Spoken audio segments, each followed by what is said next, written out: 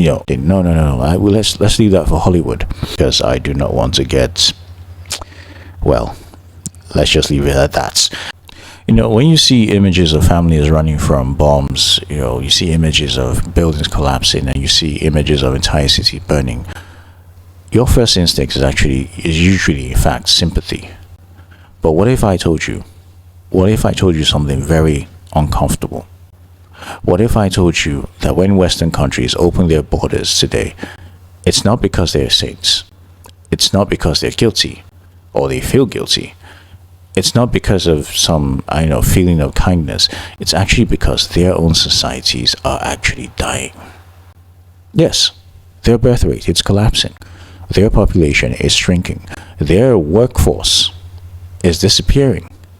You see, in this video, or rather, this video itself is not some refugee story that has a happy ending. No. Let's leave that for Hollywood. This is actually a story of a civilization that is quietly running out of people and using refugees as its lifeline. So hey, ladies and gentlemen, brace yourself, because it's this truth isn't pretty, but you know what it is? It's actually real. But before we go into this truth, I want to just ask you a huge favor. Please do support us by subscribing to this channel, and if watch this video all the way to the end. And if you like it, please do hit the like button and share it to a friend of yours or a family member or anyone who you think will actually enjoy this video. Also, do check us out on our Patreon. There I actually get to say things that I am not allowed to say on YouTube, because I do not want to get, well, let's just leave it at that. Anyway, to continue, we do need to actually define what a refugee is, because a lot of people these days, there's that fine line between refugees and other people that travel. So let's get to the basic. Let's get the basics out of the way. Listen, a refugee is actually someone who is forced to flee their country because of war, or because of persecution or violence. It's not an economic migrant. There's a big difference between a refugee and an economic migrant. An economic migrant is someone who leaves their own country searching for a better job. Two completely different things. You see, legally, refugees actually come with international protections, and it's actually on the record that by the end of 2024, the world is actually recorded to have had about 42.7 million refugees, around the world by the end of 2024, which is actually the highest amount of refugees in human history, or at least the highest amount of refugees since records began. Now, here's where it gets really interesting, because at the exact same time, even as of time of recording this, almost every Western country is currently experiencing some sort of demographic collapse. You have birth rates being below replacement levels. You have an aging population, and because of an aging population, what you actually have is a shrinking workforce. And that's why you have countries like France, who a few months ago increased the retirement age. I'm trying to remember what they increased the retirement age to, but it's pretty much why you have some countries increasing the retirement age from the usual standard, or should I say unwritten standard of 60 years, to maybe 61, 62, 63, and it's in order to keep as much as their native population in the workforce as possible. It's not to reduce, it's actually not to reduce, well, partly it's also to reduce benefit payments and what have you, but also in order to keep as much as the population possible in their workforce. And this isn't a coincidence. It's actually the silent backdrop to everything that happens next. And in order for us to continue, we need to talk about the hidden demand. We need to talk about why refugees have become more than compassion these days. You see, governments don't say this out loud, but here's the truth. Western societies are running out of their own people. Germany, Italy, Canada, the UK, countries like Spain, the United States, Japan, Korea. Right now, they're all facing, right now, their population, their native population. Okay, would I really talk about U.S. and native population, seen as white and black folks aren't exactly natives in the U.S. I pray I don't get into trouble for that. But anyway, right now, their citizenry are currently all below replacement fertility. And then we talk about countries like Japan and South Korea, where their population, their actual population, the number of their citizens are actually on the free fall as we speak.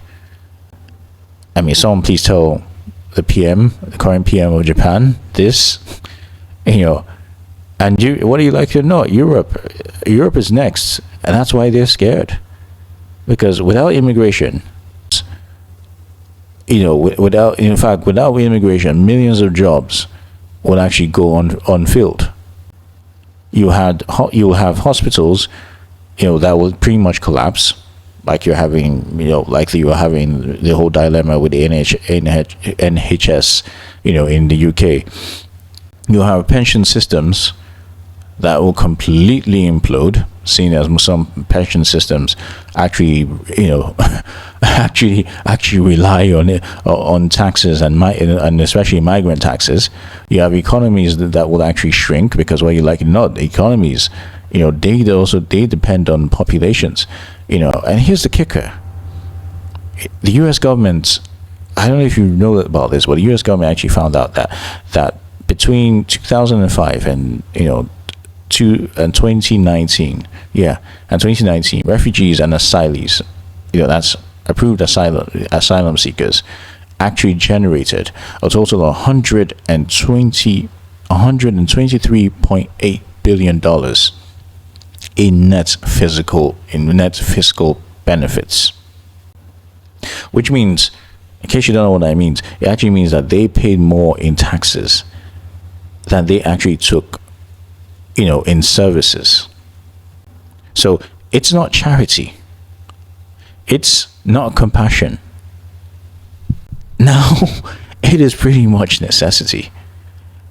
So, refugees, they didn't arrive, because let's get something clear. Refugees, they didn't arrive as saviors. They arrived because governments needed them, and these governments, they needed them badly. And here's the trade-off. The hidden cost that most leaders don't really want to talk about. Because nothing this big, whether you like it or not, nothing this big comes without a cost. Because short-term, refugees actually put massive pressure on things like housing, on welfare systems. They put pressure on healthcare, on schools, on local communities. In fact, in some cities, rents actually tend to skyrocket. Public services, they get stretched thin. Locals in a lot of countries, I don't want to start mentioning countries and stuff, but locals in a lot of countries end up feeling absolutely displaced by refugees and by migrants. You know what? Let's just go there. You have countries like the US. You have countries like the UK that have got homeless people. Their own citizens being homeless, but yet you've got refugees. You've got asylum seekers. In fact, asylees. In US, you have undocumented folks, even though they're pretty much known as illegals. That have homes, that are being given homes by the government, but meanwhile their own citizens, no housing, they're living on the streets. And one of the biggest problems why in these countries you end up having people going out protesting and having this absolute dislike for migrants or refugees or people or asylees is the fact that the government does not communicate in the best of ways. the government communication is often terrible. And this just fuels fear, tension, and even political backlash. Because let's be honest, refugees, they don't arrive, perfectly prepared. Many come, many come with traumatized, because some of them come from war-torn places in countries like Sudan, like Somalia. Some come from countries where where they faced political persecution. They come with that trauma, and when they come to these countries, there's almost no program to rehabilitate them. And speaking about rehabilitation and even the integration, most of them come with absolutely no language skills.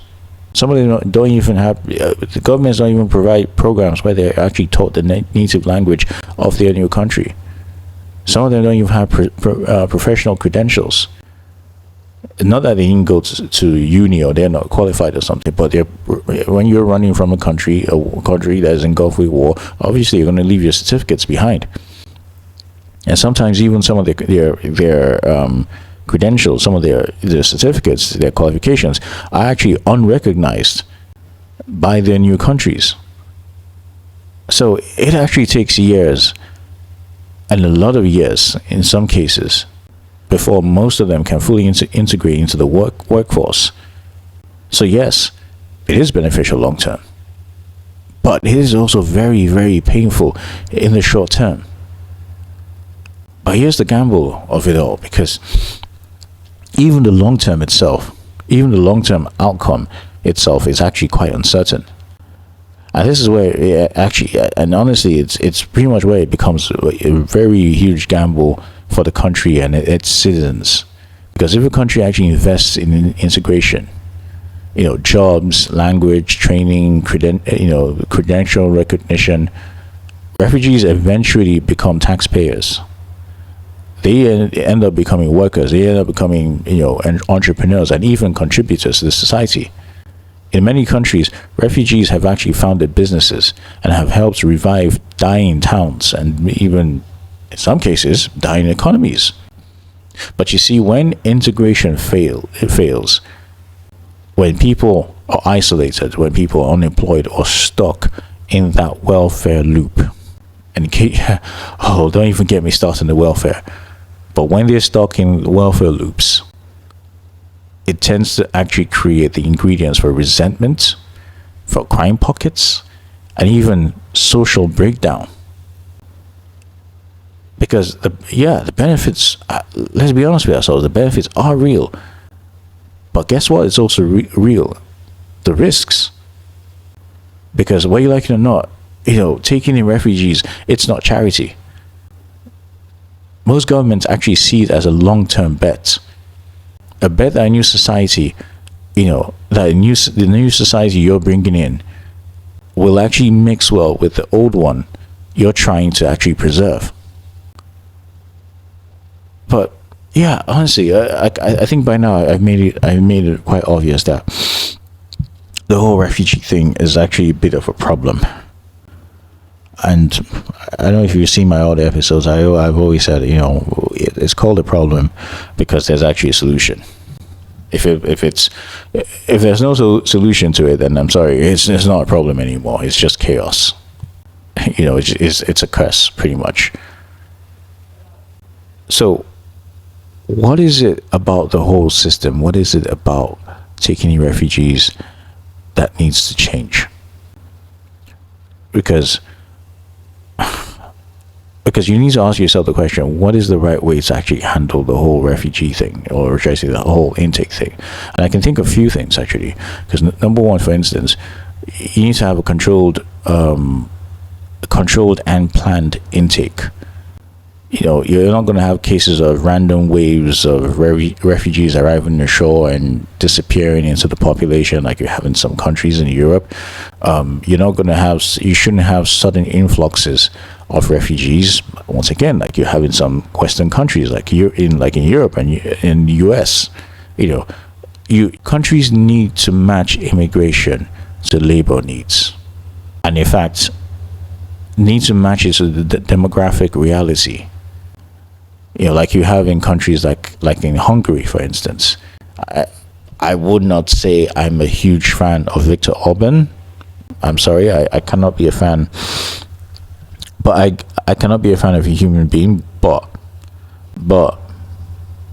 they are onto something in Hungary. They are onto something in Poland. Number two is you need to have an integration first policy. You need to stop dumping people into welfare and start bringing them into work, bringing them into training, into housing, and actually making a clear path for them into society. The third thing I can think about is transparency. Countries need to stop lying, or rather, should I say governments, in fact, politicians need to stop lying to their citizens. You need to tell them the truth. And the truth is, without immigration, our society collapses within decades. And they need to understand that, look, either you guys start having shitloads of babies and quit your silly expectations. And I don't know, that whole, I don't even want to start going into the whole pro-choice thing. But either you do that, or hey, we're just gonna have to bring people in to replace your deficiencies. I'm sorry to use that word. The fourth thing I can think about is the fact that governments are gonna have to build infrastructure. They need to build more housing, more schools, more social services, more long-term planning. Because if governments invest in integration, half as much as they invest into political rallies and media spins, that hey, the refugee debate wouldn't even be a debate. It will be something that much of their society will actually embrace. And to conclude this, because I've gone on and on, the whole philosophy behind it is quite simple. And to tell you that, I need to just give you the uncomfortable truth. Refugees aren't welcome out of pure compassion, or because, I don't know, the country leaders or people are Santa Claus. They are not here to replace anyone. They're actually in Western countries because Western societies are no longer producing enough people to sustain themselves. Whether you like it or not, they are not a burden. And they're totally not saviors. What they are is that they are human beings being caught inside a demographic emergency. So the question isn't, why are Western countries taking in refugees, or why? No. The real question is, what happens if they actually stop? Because the alternative isn't stability. What it is a quiet decline in the population. And that's the part that nobody really wants to talk about. Ladies and gentlemen, thank you so much for watching another episode of The Blunt Experience. I'll say once again, please do subscribe to us. If you enjoyed this video, if it made you think, then I'd say please do like this video. Please do share this video to anyone you feel that will actually appreciate this video, and do check us out on Patreon, where I will actually record. I usually see Patreon as the place where I can unload or offload my dark thoughts on things, like say things that I'm not allowed to say on YouTube. So yeah, please do check us out on Patreon, and do subscribe to us on Patreon. It's a great way to support this channel. And yeah, thank you so much for listening once again. Whatever happens, do stay true and do stay blunt. God bless you all, and see you in the next video.